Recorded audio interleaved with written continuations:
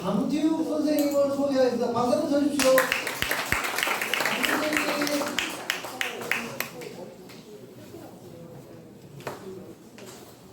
강지욱 선생님. 마이크가 돼요? 우리 마이크가 그쪽으로 안 갈 텐데 PC 연결돼 있어. PC라서 마이크가 없어요. 네, 휴대전화나 그런 거 지금 하나 더 들어있잖아요. 그걸 통해서 소리와 화면을 전달해서. 강지욱 선생님. 네, 안녕하세요. 휴대폰을 시켜주시고. 네. 잘 들리십니까? 네. 안녕하세요. 예. 네, 지금부터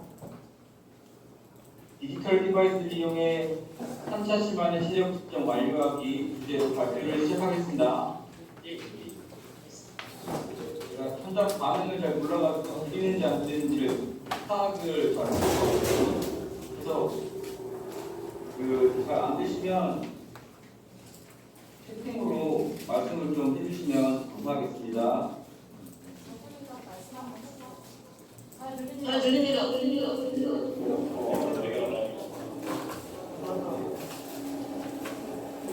저는 한국 학교가 아니라 호치민시 한국국제학교로 올해부터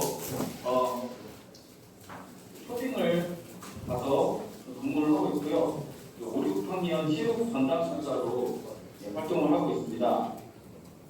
발표는 이런 차례로 진행을 하도록 하겠습니다. Recording in progress. 학회를 드리자면요. 98년에 개교를 해서 현재 9천여 명이 재학 중입니다. 그래서 전 세계 한국 교민 학교 중에서는 가장 큰 규모를 자랑하고 있고요. 유초 중고가 통합으로 이루어진 환경을 가지고 있습니다. 호치민에 거주하는 10만 명 정도의 교민 사회에 사업 역할을 하고 있어요. 그래서 한국에서 만약 베트남을 방문하는 고위 인사가 있다면 항상 저희 학교에 방문하셔가지고 사진을 찍어가는 그런 학교입니다. 그리고 어떤 행사가 있다면 저희 학교의 체육관이나 관광을 대여해가지고 사용한다든지 하는 중요한 역할을 하고 있는 학교입니다. 다문화 학생 비율이 40% 정도 됩니다. 대부분 한국, 베트남, 혼혈 학생이 되겠죠. 이런 점이 교육활동에 많이 고려가 되어야 한다고 고려되고 있습니다. 그리고 초등학교 학급당 인원수가 33명에서 35명입니다. 그래서 혼자 담임을 맡기 어렵기 때문에 영어 원어민 공동 담임제로 운영되고 있습니다. 체육 수업은 각 2시간으로 교과 전담교사가 운영을 하고 있습니다. 그리고 마지막으로 체육 수업은 운동장 수업을 부과합니다. 왜냐하면 연중 주간 온도가 30도 이상이기 때문에 절대로 체육 수업을 운동장에서 할 수가 없다고 판단이 됩니다. 제가 저번에 관광 수업을 잠깐 운동장에서 했다가 바로 민원을 받았거든요. 학부모가 내가 탈진할 수가 있는데 왜 그렇게 위험하게 운동을 시켰냐 해서 다시는 운동장에 나가지 않고요. 그리고 장기값이다 보니까 밴도 나오고 해서 운동장을 사용하지 않습니다. 아이러니하게도 바로 옆에 대만국제학교가 있는데 대만국제학교 애들은 34도, 35도 그래도 운동장에서 달리기를 하고 있더라고요. 그래서 점점 우리 나약해지는 한국 학생들의 체육 교육의 현실이 너무나 안타깝다 그런 생각을 했습니다. 대만 학교나 일본 학교는 그래도 하는데 민원이 어쩔 수 없죠. 민원은 어쩔 수 없습니다. 그럼 본격적으로 발표를 시작하겠습니다. 왜 이런 수업을 설계했느냐? 한자 시간에 체력 측정을 완료해야 되는 필요를 느낀 이유는 일단 단밀학교 30에서 35명을 한 번에 데리고 수업하는 것은 굉장히 힘든데 체력 측정하는 경우에도 마찬가지겠죠. 충분한 신체활동 보장을 우리가 어렵습니다. 대기 시간이 너무 많이 길어지고요. 그리고 그냥 한 학급만 데리고 해도 힘든데 이 체육관에서 두 개 반이 동시에 수업을 진행합니다. 그러니까 반대편에서는 3, 4학년 수업이 진행이 돼요. 그래서 체육관에서 70여 명이 함께 수업을 하고 있는 겁니다. 그렇기 때문에 뭔가 활동이 체계적으로 계획되어 있지 않으면 애들이 대기만 하다가 어디서 운동을 해야 되는지도 모르다가 교실로 가야 되는 그런 상황이 생길 수도 있겠다 해서 한 자씩만의 시력 측정을 해야 된다 생각을 했습니다. 다음으로 학습의 퀴즈를 살리기 위해서입니다. 측정 자체보다는 측정 결과를 활용해가지고 뭔가 향상도를 보는 것이 학습의 최초 목적이라고 제가 알고 있는데 실상은 그냥 기존의 시력 측정에 그냥 공무만 바뀐 것으로 지난 15년, 16년을 운영해 온 것으로 제가 알고 있거든요. 그래서 그 퀴즈를 살리기 위해서는 간편하고 빠른 측정으로 여러 번 측정을 해야 한다. 그런 필요에 의해서 되어있습니다.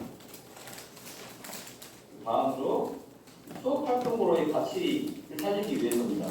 학생들이 기대하는 체육 속의 즐거움과 충분한 실체 활동을 제공하기 위해서는 뭔가 학생들의 흥미를 이끌고 향상성을 느낄 수 있는 그런 프로그램이 제공되어야 한다. 생각으로 이런 수업을 계획했습니다. 두 번째, 어떻게 수업했나를 보여드리겠습니다. 세 개 그룹으로 나눠서 코너를 준비를 했습니다. 그룹가 10명에서 12명 정도의 그룹으로 만들었고요. 코너가 10분 내외의 측정 시간을 할애하도록 하였습니다. 세 개의 코너는 이렇게 심폐 지구력을 측정하는 코너, 근력 순발력 유연성을 측정하는 코너, 화분성 미적성을 측정하는 코너, 이 세 개의 코너가 순환되도록 수업을 설계하였습니다. 수업 모습인데요. 심폐 지구력 측정은 모션택으로 측정을 했습니다. 모션택을 이렇게 양쪽에다가 깔아놓고 왔다 갔다 할 수 있도록 했습니다. 여기에는 모션택이 2세트가 필요하고요. 그리고 한 세트가 12개이기 때문에 동시에 12명이 측정하기 위해서는 모션택이 24개가 필요합니다. 그래서 2세트에 태블릿이 2대가 필요하게 되겠습니다. 교사가 통제를 하는 거고요. 10분 정도가 소요됩니다. 그래서 실제로는 왕복 달리기가 120회 정도 하려면 15분 정도가 소요되기 때문에 10분을 하고 곱하기 1.2 정도를 해서 횟수를 고정을 했습니다.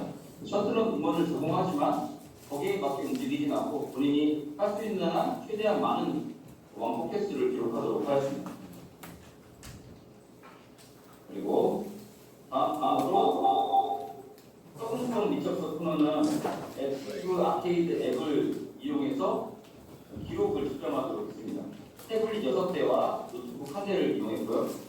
주명이 기기 1대 사용하도록 하고 가장 높은 기록을 노트북에다가 자율적으로 입력하도록 하였습니다. 10분 동안 여러 번 측정이 가능하도록 했습니다. 그리고 근력, 유연성, 순발력은 태블릿 3대를 마련해서 이 3개의 코너를 작은 소그룹으로 나눠서 순환하면서 측정하도록 했습니다. 마정골, 악력, 머리뛰기 측정을 했고요. 남녀 그룹별로 순환하면서 하고 10분 동안 여러 번 측정을 할 수 있도록 했습니다. 그래서 이런 수업을 해서 어떤 점이 좋았는지 말씀을 드리자면요. 첫 번째로 효율적 시간을 사용했다. 이 수업 시간에 쉬고 있는 학생이 최소화되도록 하는 것이 굉장히 좋았고요. 그리고 측정 결과를 입력하는 교사의 속도가 많이 늘었다. 그리고 측정 결과의 신뢰도가 높아서 학생들이 왜 이렇게 기록이 나왔느냐를 의문을 제기하지 않는 그런 것들이 참 좋았습니다. 다음으로 신체 활동을 촉진할 수 있었습니다. 기록을 바로 확인하고 또 자기 기록이 좀 안 좋다 싶으면 재도전을 하고 싶다 하는 의사를 바로 표시해서 다음 주에 측정할게 하면 애들이 신체 그러니까 체력 측정을 한다 그러는데 좋아하는 그런 모습을 보여주고 있어요. 데이터가 누적이 되기 때문에 향상도를 확인할 수 있었습니다. 체육 운동이 마냥 중요한 게 아니다 하는 흥미를 심어주는 그런 결과가 있습니다. 예, 아쉬운 점 굉장히 많은데요. 어떤 점이 아쉬웠냐면 이 전자기기에 한계가 있습니다. 이 호치민시 한국복지학교의 인터넷 환경은 한국과 굉장히 차이가 납니다. 더 나을 리가 없겠죠. 수준이 굉장히 좀 낮아요. 그래서 인터넷이 수시로 끊어집니다. 그래서 학교에 그 와이파이를 사용하지 못해서 제가 돈을 내고 더 내고 제 핸드폰에다가 테더링을 걸어가지고 써야 되는 그런 겁니다. 태블릿이 자꾸 오류가 발생해가지고 기기가 안 되는 애들이 안 된다고 가져오는 경우도 많은 거고요. 모션 탭은 동시 기기 연결 개수가 12개밖에 안 됩니다. 이 말은 그 셔틀런 같은 1인당 2개의 탭이 필요한 경우에 6명밖에 출장을 할 수가 없다는 얘기가 되겠죠. 그래서 태블릿 2대를 교사가 동시에 제어를 해야 되고요. 그리고 측정 결과도 2대 중에 1대밖에 저장이 안 돼요. 그래서 그 측정이 완료되면 바로 결과를 수기로 입력을 해야 됩니다.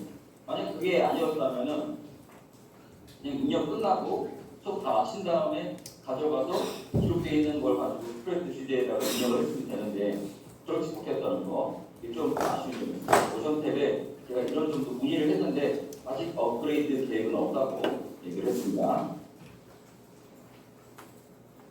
다음으로 준비 시간이 꽤 많이 걸립니다. 각 코너를 준비하는 수고로움이 있는데요. 이 호치민시 한국국제학교의 학생들은 쉬는 시간을 체육관에서 보내게 됩니다. 그래서 제가 점심시간 전에 세팅해 놓은 걸 점심시간이 되면 다시 다 철수를 해야 돼요. 모션탭을 까는 것도 굉장히 일이거든요. 스쿼트 한 20번을 해야 되는 거나 마찬가지이기 때문에 그래서 이게 굉장히 번거로웠고 저 아니었으면 아마 이 수업을 하지 않았을 거다라는 생각을 했어요. 학생들이 수업 주제에 접근하는데 꽤 많은 시간이 걸렸습니다. 어떻게 입력해야 되는지 입력하다가 오류가 나고 또 뒤가 태블릿 같은 경우 1인용을 해야 되는데 2인용을 하고 있다든지 이런 경우들. 그리고 탭이 이물질이 들어가면 자동으로 계측이 되거든요. 이런 경우 이물질을 닦아줘야 돼요. 이런 것들 적응하는데 시간이 좀 걸렸고요. 측정 편의를 위한 고정이 필요하다. 여러분 아까 셔틀러는 말씀드렸지만 10분 동안 측정을 하려고 하면 고정을 할 수밖에 없습니다. 최대한 많이 왔다 갔다 하라 그런 다음에 곱하기 1.2 했는데 그게 아마도 정확한 측정은 아닐 것이다 라는 그런 우려가 좀 있었던 아쉬움이었습니다. 그리고 수업이 이 차시별로 연계가 되기가 어려운 게 우리 학교가 고정시간표가 아니에요. 제가 주당 21시간 체육 수업을 하고 있는데 이 모든 학교의 수업을 하려면 24시간 수업을 해야 돼요. 그리고 3시간을 보조 강사가 돌아가면서 집중을 하는데 그래서 시간표가 주마다 바뀌게 됩니다. 일주일에 한 번 수업하는 반이 있고 2번 수업하는 반이 있어요. 그래서 밤마다 이렇게 수업 내용이 달라질 수가 없으니까 제가 같은 수업을 계속 이렇게 하다 보면은 어쩔 수 없이 좀 제가 계획했던 수업을 못하게 되는 그런 경우가 있고 그리고 일주일에 한 번 하고 일주일 만에 돌아오는 애들은 완전히 리셋이 돼가지고 어떻게 하는지 다시 물어보고 그래서 시간이 높여야 되는 그런 점이 좀 아쉬웠습니다. 마지막으로 제가 이런 수업을 하면서 말씀드리고 싶은 것은 환경의 제약은 결국은 극복할 수 있다. 많은 시행착오를 겪으면서 좀 더 적합한 수업을 찾아가는 그런 과정이라고 저는 생각을 하고 모션텍 회사에다가도 연락을 해서 좀 개선점을 좀 물어봐주고 소통을 하면서 내년에 만약에 실용 작성을 한다 하면 올해보다 좀 더 원활한 수업을 진행할 수 있지 않을까 생각을 하고요.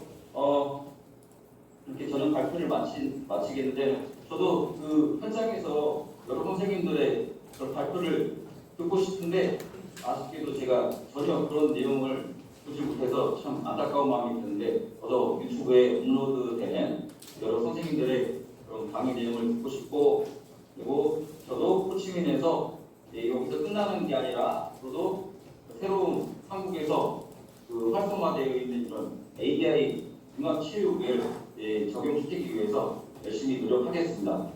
지금까지 발표 들어주셔서 감사합니다.